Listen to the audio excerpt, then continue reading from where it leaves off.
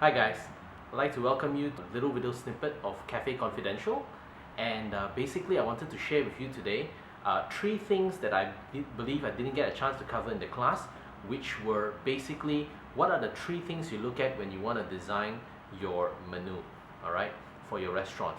And the first one is pictures are super important.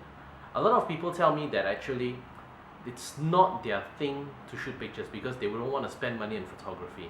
But in my experience, it's always been about having nice pictures that actually help your customer to decide what they want to eat almost immediately.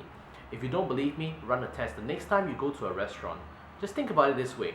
Pick up a menu with with pictures and one without, and just go through the menu. Do you find that it actually takes longer for you to decide what you want to eat? Because most of us are very visual people, and therefore it's super important to then have pictures in your menu. So never forget that tip. I find that the most important thing, and I always tell all of my clients to do it. Secondly, divide your menu into logical sections, meaning to say that start with things like appetizer, going through to the mains, and then to dessert, and then whatever else you may have. So it always helps to break your menu down instead of it having one line continuous. People get confused and they tend to find it that it's very difficult to navigate. The idea is that you want people to easily find different items in the menu. So if you have appetizers, if you have salads, you have other types of appetizers, list them down and categorize them logically. So I think that's the second most important tip I can help you.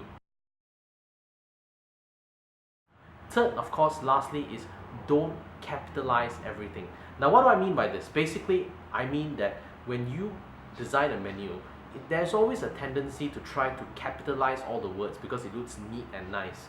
But we found in our experience that when you capitalize everything, what tends to happen is that people take a long time to read. Because think about it this way, if I were to spell something for you now, pictures, if I put everything in caps, your mind would read it as Pictures rather than the word pictures. So that's how our mind operates, and that's the third tip I can give you. If you want to capitalize the name of the product, that's fine, but make sure things like your descriptions are in small caps.